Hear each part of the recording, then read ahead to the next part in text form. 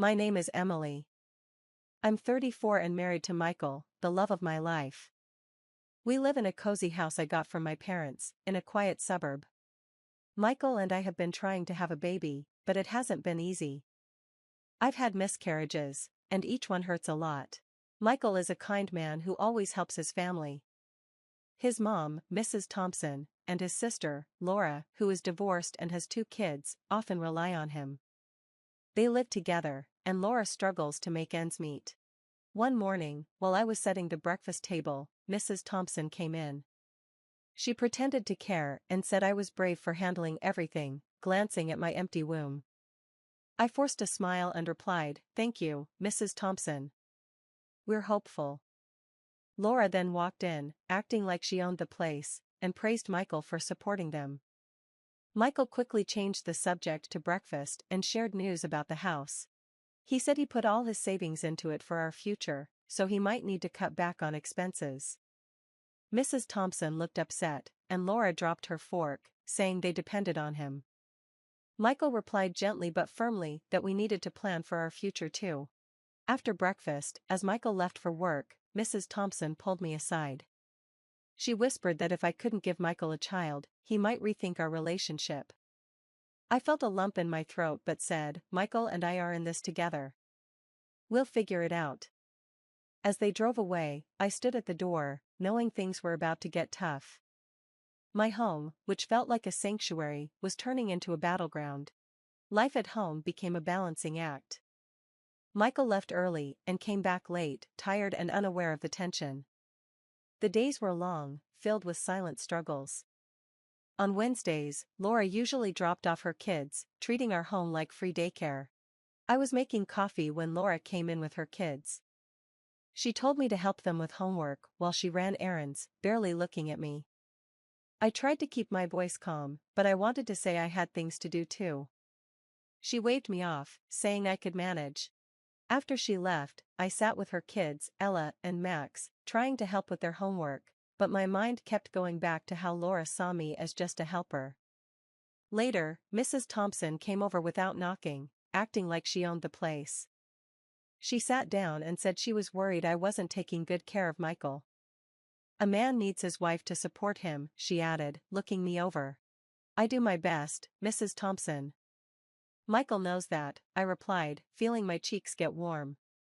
She sighed dramatically, showing her disappointment. "Well, I suppose you do what you can, but remember, a happy husband makes a happy home. Right now, this house doesn't feel very happy." Her words hurt, but I stayed calm. "I'll keep that in mind," I said, even though I wanted to tell her how unfair she was being. When evening came and Michael got home, the mood shifted. Mrs. Thompson became the loving mother, and Laura acted like a caring sister. They laughed and chatted with Michael, making the house seem cheerful, but I knew it was all a show. Behind closed doors, their true colors showed: selfishness and indifference. I felt stuck in the middle, hoping things would improve someday. The situation at home started to wear me down. Laura's demands, and Mrs. Thompson's subtle digs, became part of my daily life. Talking to Michael about his family felt pointless, he just didn't see what I faced every day. One evening, after a particularly tough day, I decided to talk to Michael again. We were in the living room, the TV on but neither of us really watching. "Michael, we need to talk about your mother and Laura," I said, turning off the TV. He looked surprised. "What about them? They're here all the time and it's really getting to me. Laura drops off her kids without asking, and your mother makes me feel small." Michael sighed and ran his hand through his hair. "Emily, they're family. They're going through a tough time. We need to be there for them. But what about us? What about our life together?" I asked, feeling frustrated and sad. He was quiet for a moment, then said, "I know it's hard, but they need me. Can't you try a little harder for me? Try harder? I'm at my breaking point. I need you to see that." There was a heavy silence between us. Finally, Michael stood up. "I need some air," he said, and left the house. I sat alone, feeling more isolated than ever. The man I loved, who I thought would be my partner, seemed lost in his duty to a family that didn't respect me or our marriage. The next day, things got worse. Laura came over unannounced, as usual, but this time she brought boxes of her things. "What's all this?" I asked, confused, as she started to fill the living room. "I'm moving in for a while. Mom's house is too cramped with the kids," she said, acting like it was normal. "Moving in here?" I couldn't hide my shock. "Just for a bit." "You don't mind, do you?" "After all, we're family," she smiled, but it didn't reach her eyes. I stood there, watching my home, my sanctuary, slowly being taken over. It felt like an invasion. I felt a deep sense of loss, not just for the peace of my home, but for the understanding and support I desperately needed from Michael. That night, lying in bed, I realized something had to change. I couldn't keep living like this, constantly feeling pushed to the edge in my own home. I had reached my breaking point, and it was time to make some tough decisions for my sanity and my marriage. Laura moving into our house felt like an invasion. Every morning was chaotic, with her kids running around and her taking over the kitchen. Mrs. Thompson visited more often, adding to the tension. One morning, I found Laura lounging on the couch, flipping through a magazine while her kids made a mess in the living room. I had just taken my first sip of coffee. "Laura, could you please watch Ella and Max? They're making quite a mess," I said, trying to keep my tone light. She glanced up, unfazed. "Oh, they're just kids, Emily. Let them be. You're too uptight." I felt a surge of frustration. "It's not about being uptight. This is still my house, and I'd like to keep it somewhat orderly." Laura rolled her eyes and went back to her magazine. "Fine, I'll handle it, but you could be a little more accommodating, you know."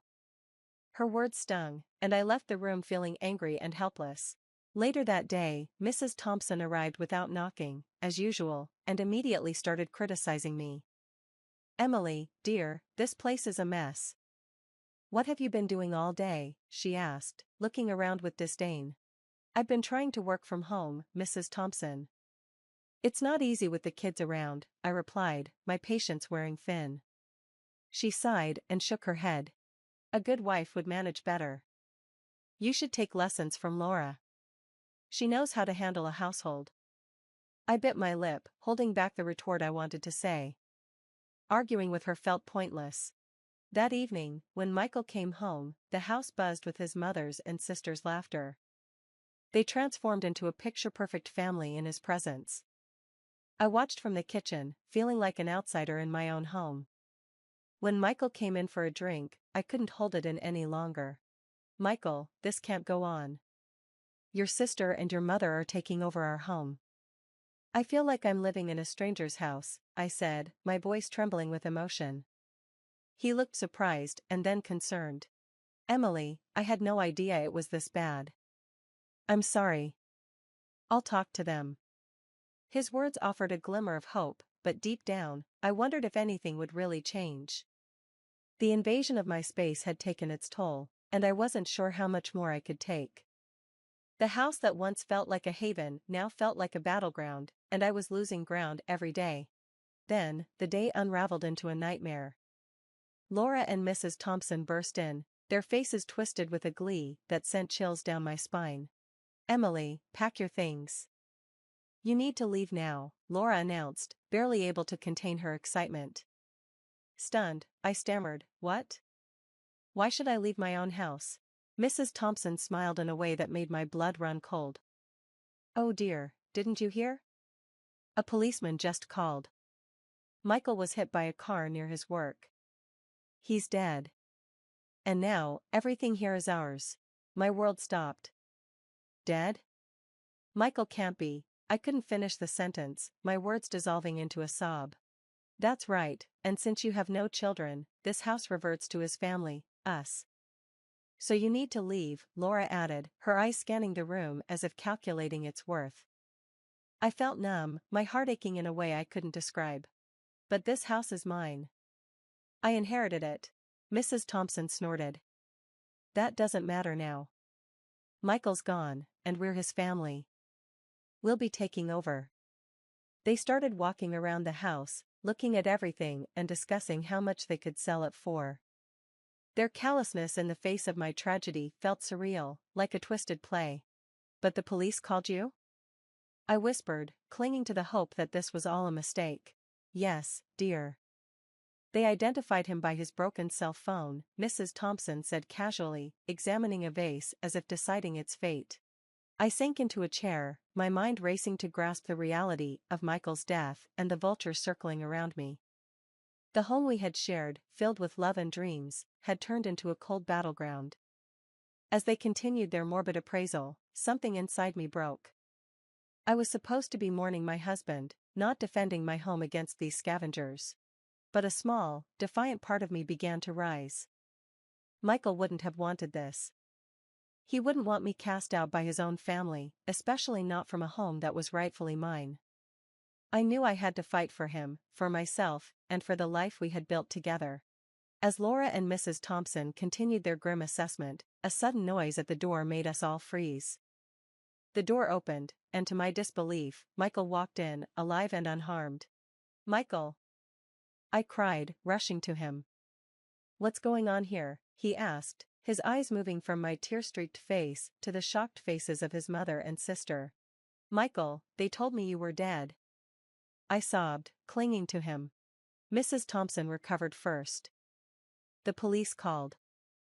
They said someone was hit by a car, and they found your broken phone." Michael's expression hardened. "My phone was stolen near my office this morning. I reported it but didn't expect this." Laura stammered, we just assumed." "You assumed I was dead and decided to throw my wife out of her own house?" Michael's voice was cold, a tone I had never heard from him before. Mrs. Thompson tried to interject, but Michael cut her off. "Stop playing the victim. I heard everything. I can't believe you would stoop this low." I stood there, still in shock, but a wave of relief washed over me. Michael was alive, and he saw his family for who they truly were. He turned to me, his eyes softening. "Emily, I'm so sorry. I should have seen what they were really like." Realizing their plan had crumbled, Laura and Mrs. Thompson scrambled for excuses, but Michael wasn't having any of it. "You need to leave now," he said firmly. "But Michael, this is our family home," Laura protested weakly. "It's Emily's home," Michael corrected her, "and you have no right to be here after what you've done." As they gathered their things, I looked at Michael. He seemed stronger and more resolute. The unveiling of his family's true nature had changed something in him and in us. After they left, the house fell silent, but it was a comforting silence. Michael and I sat together, a million words unspoken between us. We had a lot to talk about and heal from, but in that moment, I felt a sense of hope. I knew we would face this together.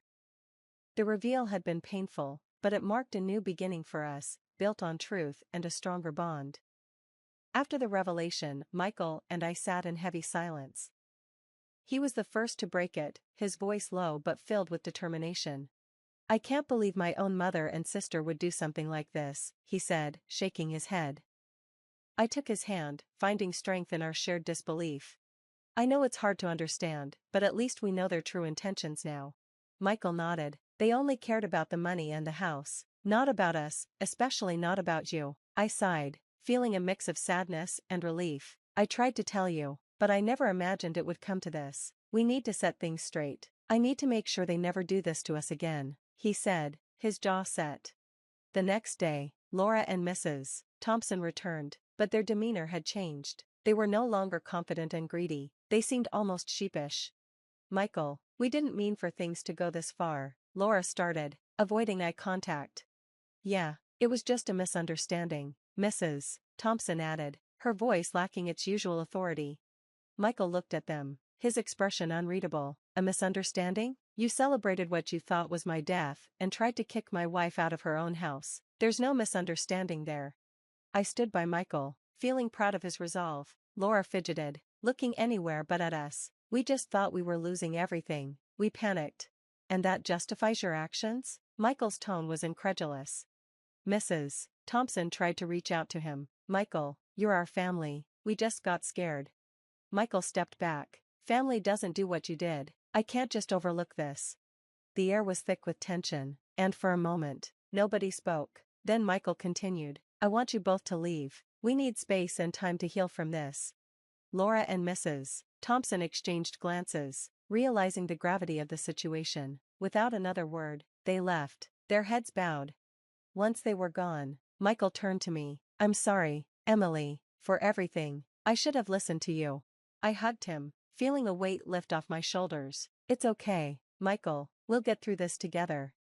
That evening, as we sat in our living room, the house felt like ours again. The intentions of Laura and Mrs. Thompson had been exposed, and in facing that ugly truth, Michael and I had found a new sense of unity. We were ready to move forward, leaving the pain and deceit behind us. A few days later, life seemed to return to some normalcy, until Mrs. Thompson and Laura showed up again, acting as if nothing had happened. They barged into the living room where Michael and I were sipping our morning coffee. Michael, we've been thinking, we still need your financial support, for the kids and the house, Mrs. Thompson stated, her tone demanding. Yes, Laura chimed in. Michael, you can't just abandon your nephews. They need your help. I looked at Michael, sensing his growing frustration. He set down his cup calmly, though anger simmered beneath. Mom, after everything that's happened, you still expect me to support you financially? His voice was steady but firm. Yes, it's your duty as a son and a brother, Mrs. Thompson insisted, her eyes hard. Michael stood up, his resolve clear. No, Mom, I've made my decision. I'm not going to continue supporting you like before. I have my own family to think about. Laura's face flushed with anger. But you have nephews, Michael, they need money. Michael looked at her and then at me. I will support my nephews, but in a much more limited way. Emily and I have plans. We're going to adopt a child. I gasped, joy washing over me. Adoption. The idea filled me with unexpected happiness. Mrs. Thompson and Laura exchanged furious looks. You're choosing strangers over your own blood, Laura spat. It's not about that, Laura, it's about building the family I choose, Michael replied, his gaze unwavering. With no more words, Mrs. Thompson and Laura stormed out, leaving tension in the air. Once they were gone, Michael turned to me, his expression softening. Emily, adopting a child is just the beginning. I believe we will have our own children one day too. His hopeful words brought tears to my eyes. Michael, that's the most wonderful thing I could hear. A family, our family, however it comes to us. We embraced, a sense of peace enveloping us. The challenges with his family had only strengthened our bond. Looking to the future, we saw a world of possibilities, a world where our love could extend to a child in need and maybe, one day, to children of our own. The chapter of struggles and pain was closing, and a new chapter full of hope and love was beginning. Together, we were ready to write it, one day at a time.